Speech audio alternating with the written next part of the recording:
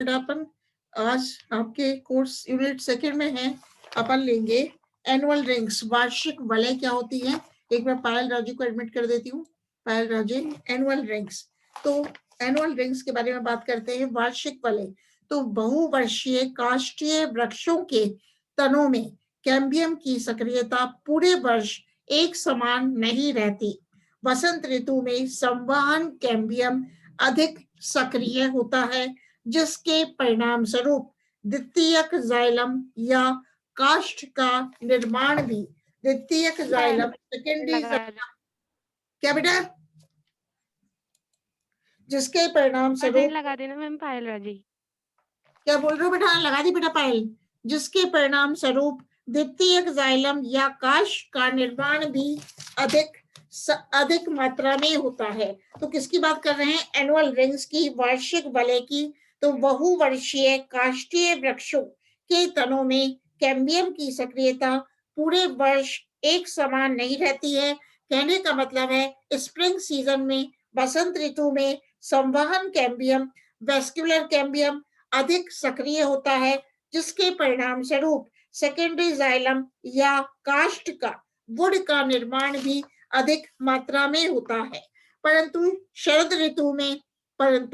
ऋतु में निम्न तापक्रम एवं अन्य विपरीत परिस्थितियों के कारण कैम्बियम की सक्रियता कम हो जाती है, जिसके परिणाम स्वरूप इस समय द्वितीयक जाइलम अथवा काष्ठ का निर्माण भी कम मात्रा में होता है।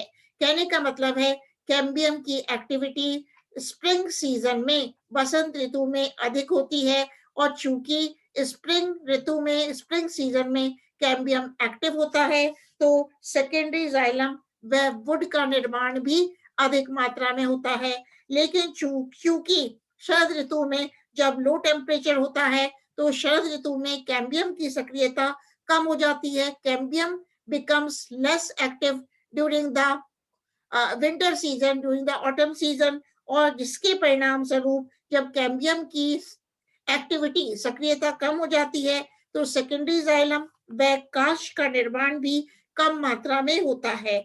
इसी प्रकार वसंत ऋतु में बनने वाली द्वितीयक जाइलम कोशिकाएं शरद ऋतु की जाइलम कोशिकाओं की तुलना में साइज में बड़ी होती हैं एवं संरचनात्मक रूप से अलग होती है। तो वसंत ऋतु में बनने वाले द्वितीयक जाइलम ऊतकों को स्प्रिंग वुड कहते हैं। मतलब जो स्प्रिंग सीजन में, बसंत ऋतु में बनने वाले सेकेंडरी जाइलम ऊतकों को, द्वितीयक जाइलम ऊतकों को बसंत काष्ठ कहते हैं, स्प्रिंग वुड कहते हैं। इसके विपरीत शरद ऋतु में बनने वाली काष्ठ की कोशिकाएं छोटी आकृति की होती हैं एवं मोटी भित्ति की होती हैं। इनको शरद काष्ठ कहते हैं, ऑटम वुड कहते हैं। कोशिकाओं की असमानता के कारण बसंत काष्ठ एवं शरद काष्ठ दोनों अलग अलग वलयों के रूप में व्यवस्थित होती हैं। ऐसे समय तने का अनुप्रस्थ काट देखने पर इसमें एकांतरित क्रम में बनी हुई विभिन्न मोटाइयों की सकेंद्रित कॉन्सेंट्रिक परतें दिखाई देती हैं। इन वलयों या परतों को वार्षिक वलय कहते हैं, एनुअल रिंग्स कहते हैं, और वार्षिक वलयों की गिनती करके वृक्ष की आयु का पता लगाया जा सकता है। तो इस विधा को, अर्थात इसके अध्ययन की प्रक्रिया को डेंड्रोक्रोनोलॉजी कहते हैं। तो एक स्लाइड में शेयर करती हूँ आप लोगों के साथ, ठीक है।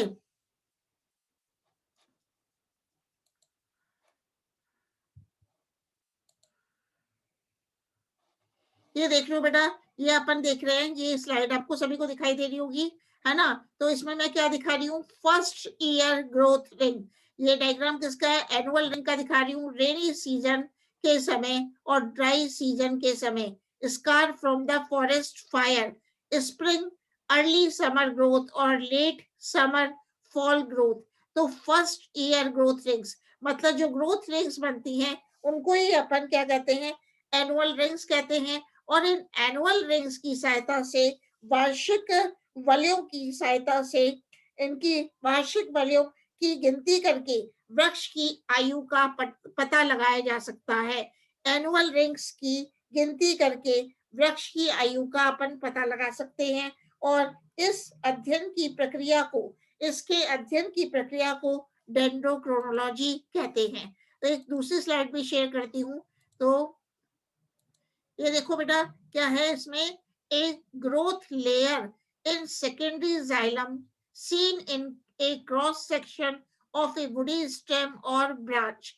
A tree ring is simply a layer of wood produced during one tree's growing season. मतलब one annual ring is composed of a ring of early wood and a ring of late wood. मतलब एक वार्षिक वलय किसकी बनी हुई होती है? एक वार्षिक वलय में एक अर्ली वुड होती है, एक अर्ली वुड की रिंग होती है और एक लेट वुड की रिंग होती है।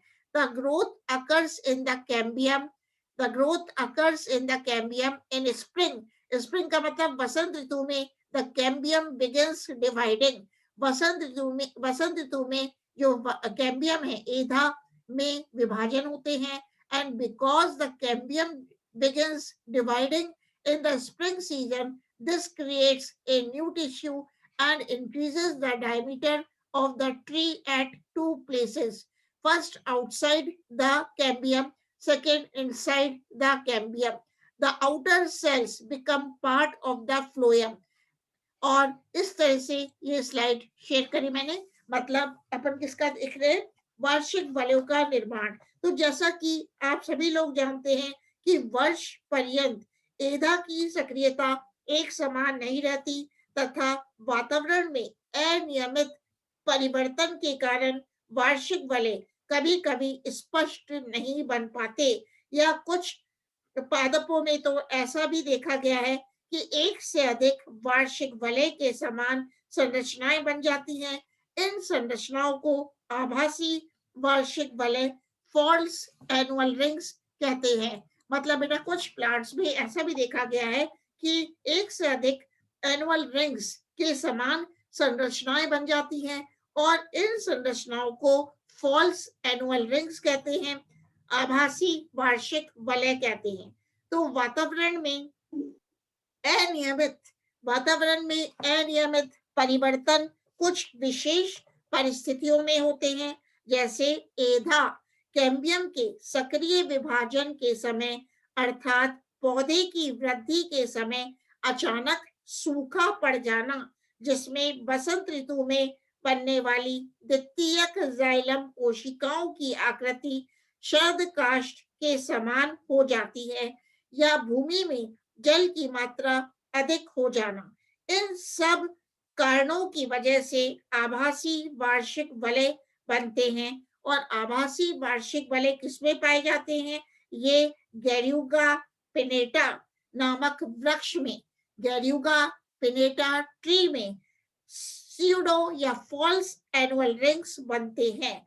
तो कुछ वैज्ञानिकों के अनुसार उष्ण कटिबंधीय वनों में वर्ष पर्यंत मौसम लगभग एक समान रहता है, अतः यहाँ उगने वाले वृक्षों में भी वार्षिक वलयों का निर्माण स्पष्ट नहीं होता। इस प्रकार की वलय जैसी संरचनाओं को वृद्धि वलय ग्रोथ रिंग्स कहते हैं। कुछ वैज्ञानिकों के अनुसार उष्ण कटिबंधीय वनों में वर्ष पर्यंत मौसम लगभग एक समान रहता है, अतः यहाँ उगने वाले वर्षों में भी वार्षिक वलयों का निर्माण स्पष्ट नहीं होता है। इस प्रकार की वलय जैसी संरचनाओं को ग्रोथ रिंग्स कहते हैं। जैसे ग्रोथ रिंग्स किसमें पाई जाती हैं? टर्मिनेलिया नामक वृक्ष में। टर्मिनेलिया नामक वृक्ष में इस प्रकार वार्षिक वलय केवल शीतोष्ण या उप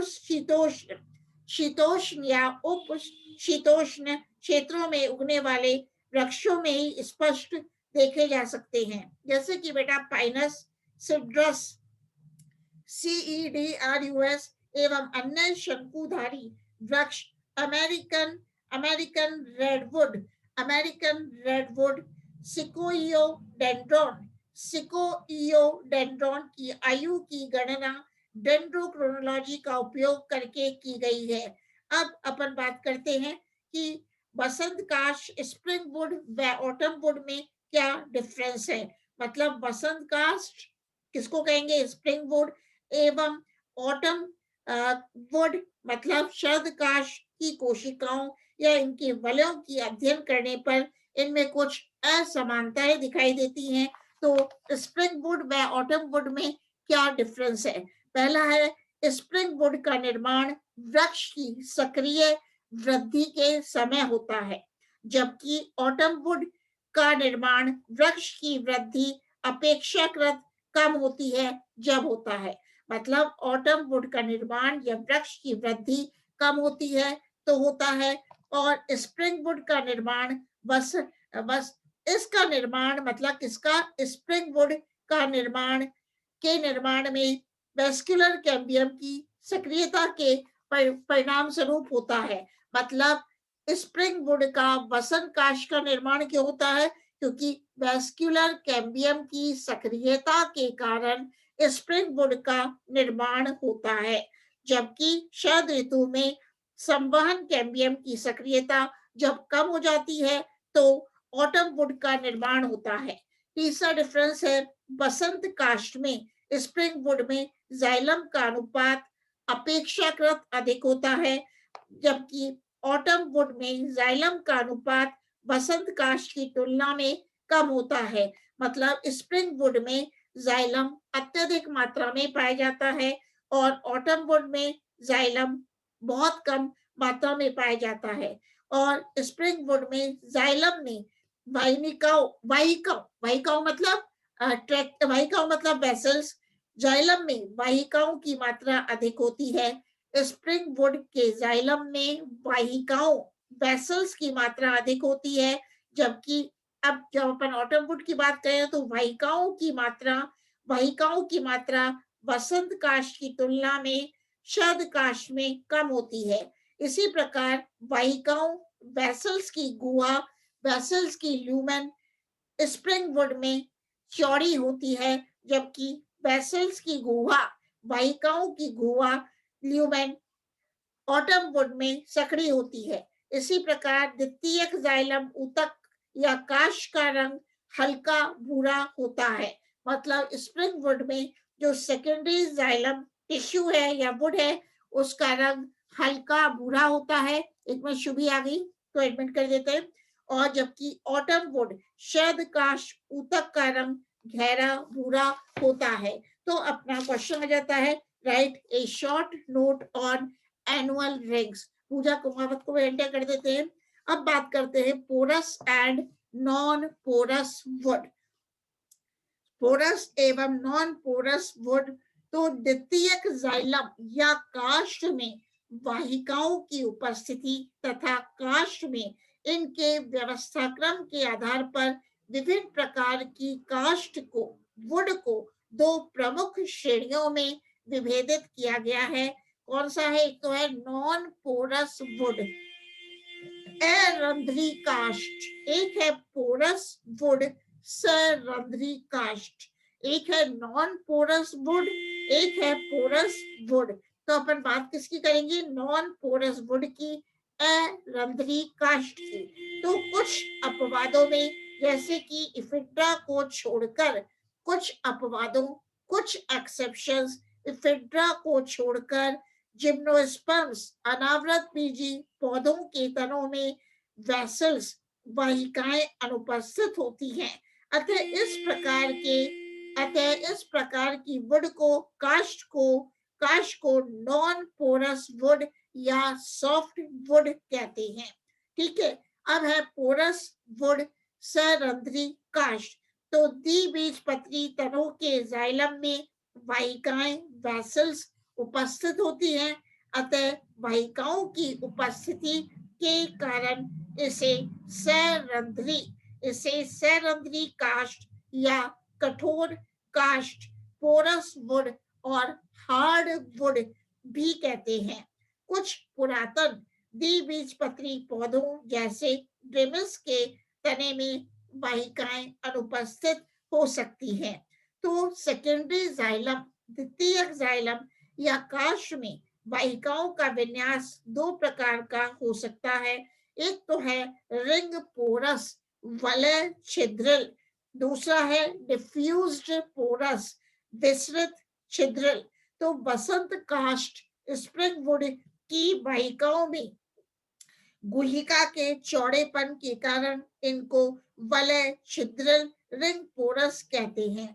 चूंकि बेटा जो बसंत काष्ठ स्प्रिंग वुड की वेसल्स में जो ल्यूमेन होती है वो अत्यधिक चौड़ी होती है, और तो इनको क्या कहते हैं अपन, वलय छिद्रिल कहते हैं, रिंग पोरस कहते हैं। बड़ी गुहिका बड़ी गुहिका के कारण दोनों प्रकार की काष्ठ को स्पष्ट पहचाना जा सकता है। तो बसंत काष्ठ में स्प्रिंग वुड में वलय छिद्रिल रिंग पोरस एक वलय में एक रिंग में व्यवस्थित रहती है। अब बात करते हैं डिफ्यूज्ड पोरस विस्तृत छिद्रिल।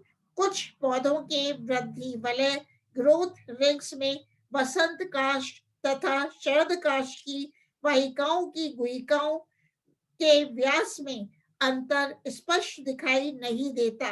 इस प्रकार की काश को विस्तृत छिद्रिल डिफ्यूज्ड पोरस कहते हैं, क्योंकि वृद्धि वलय में ये सामान्य रूप से विस्तृत अवस्था में पाई जाती है। अब बात करते हैं, आपके सेकेंड यूनिट में चलता है सेप वुड एंड हार्ट वुड, रस काश तथा अंतः काश। तो एक डायग्राम पहले मैं दिखा रही हूँ, रस काश तथा अंतः काष्ठ। ये देख रहा सबको दिख रहा होगा, ये किसका डायग्राम है, hard would and shape would. तो डायग्राम में आपको क्लियर लिख रहा है, ये तो है यहाँ से सेंटर से लेकर पेरिफेरी तक हार्ड वुड, और ये है एनुअल रिंग्स वह सब वुड। तो in woody trees the central portion of the stem is darker in colour.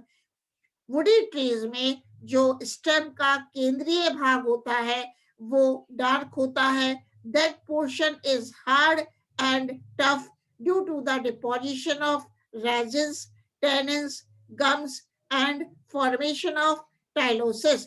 तो this central hard tough and darker region constitute the hard would.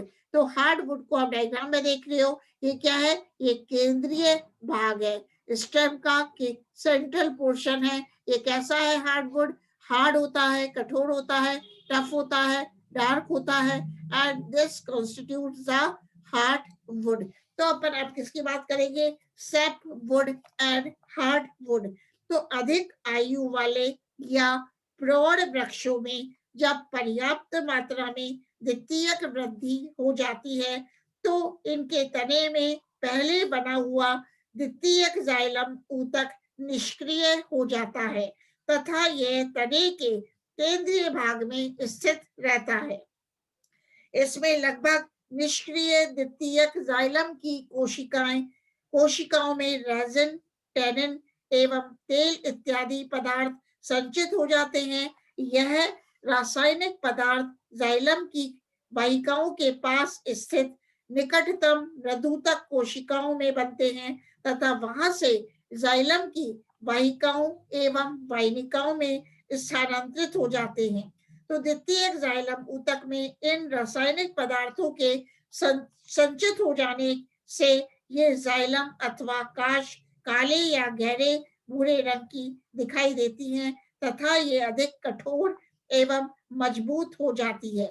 इसकी वाहिकाओं में फूली हुई गुब्बारे जैसी संरचनाएं टाइलोसिस बहुत अधिक मात्रा में पाई जाती हैं। तो टाइलोसिस क्या है, ये गुब्बारे जैसी संरचनाएं हैं, और इस प्रकार की कठोर चिरस्थायी एवं गहरे रंग की काश के क्षेत्र को हार्डवुड अंतः काश या कठोर दारू ड्यूरामेन कहते हैं। तो एक स्लाइड और शेयर करती हूँ ड्यूरामेन और काश की, ये देखना, इसको बड़ा कर रही हूं मैं, लार्ज करते हैं, देखो इसको,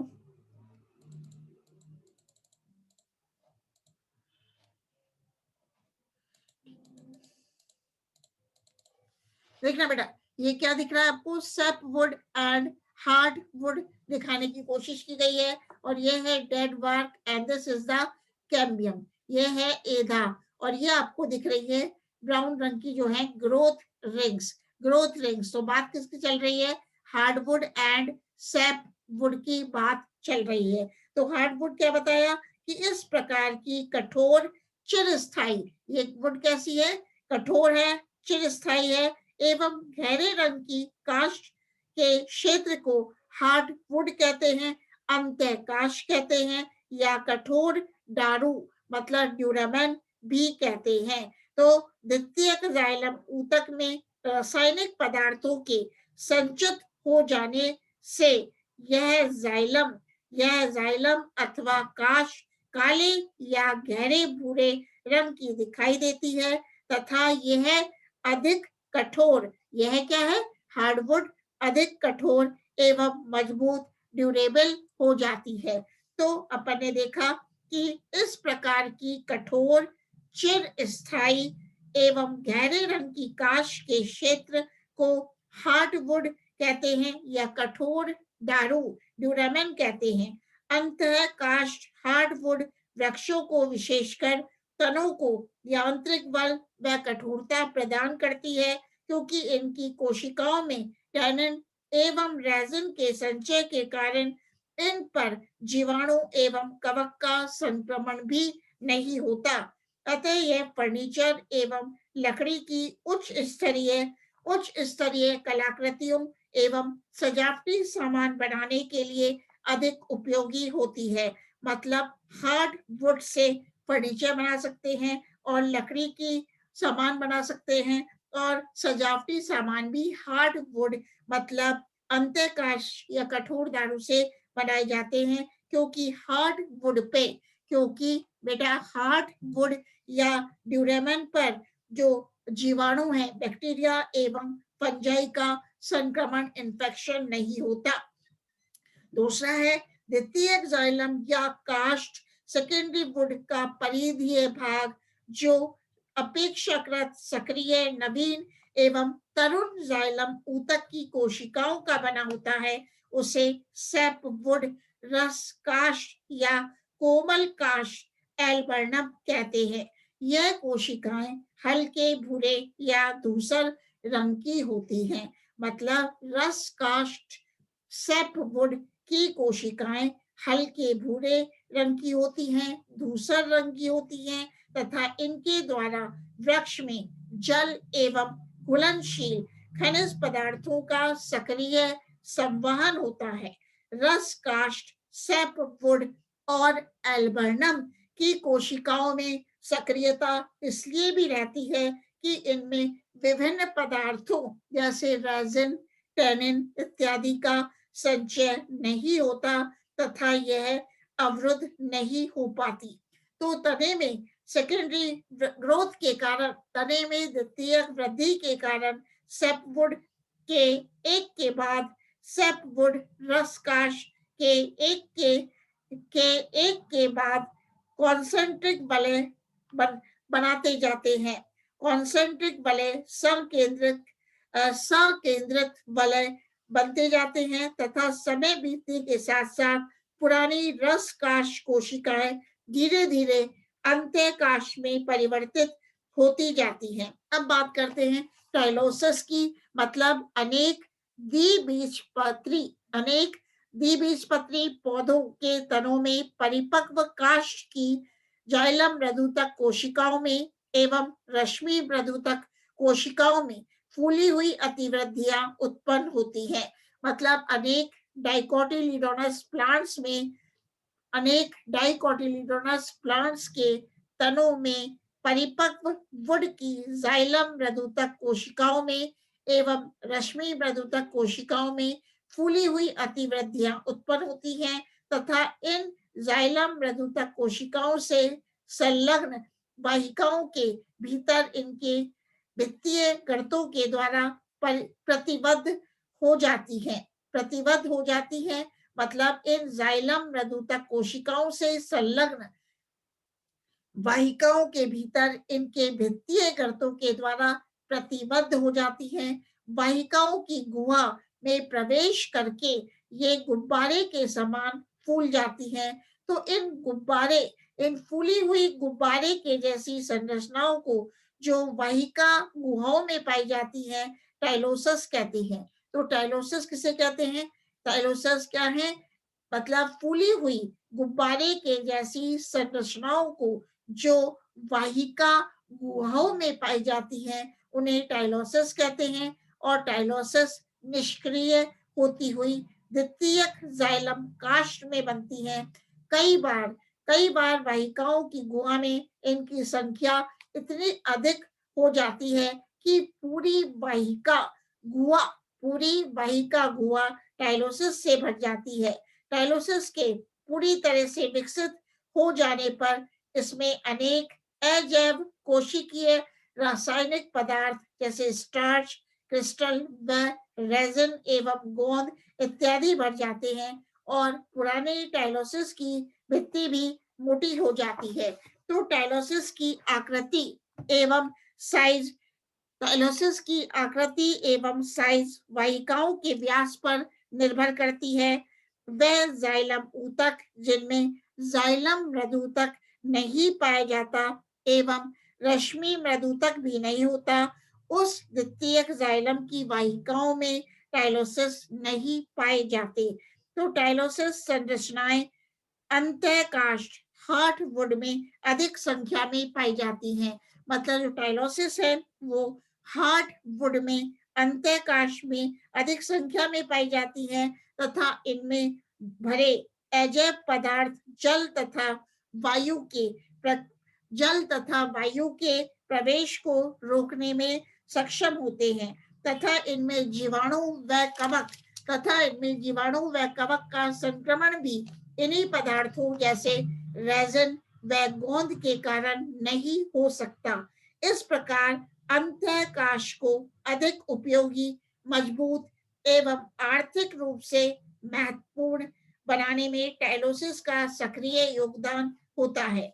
तो कुछ द्विबीजपत्री तनों जैसे क्विरकस, ओक, मोरस तथा वाइटिस की वुड में टाइलोसिस की बहुलता पाई जाती है।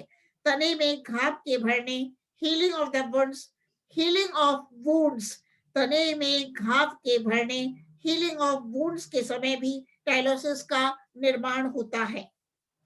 अब अपन बात करते हैं स्ट्रक्चर ऑफ पेरिडर्म। ये भी आपकी सेकंड यूनिट में है कि परित्वक की संरचना कैसी होती है। Structure of periderm. तो पेरिडर्म काष्ठीय झाड़ियों एवं वृक्षों के तनों पेरिडर्म काष्ठीय झाड़ियों एवं वृक्षों के तनों एवं पुरानी शाखाओं में तथा जड़ों के सतह पर पाया जाता है। पेरिडर्म पेरिडर्म 3 प्रकार के ऊतकों से मिलकर बना होता है। कौन कौन से 3 प्रकार के ऊतक हैं? फिलोजन या कॉर्क कैम्बियम, दूसरा है फिलम और कॉर्क, तीसरा है काग एस्टर फिलोडर्म या सेकेंडरी कॉर्टेक्स। तो कागजन की बात करते हैं, फिलोजन की बात करते हैं।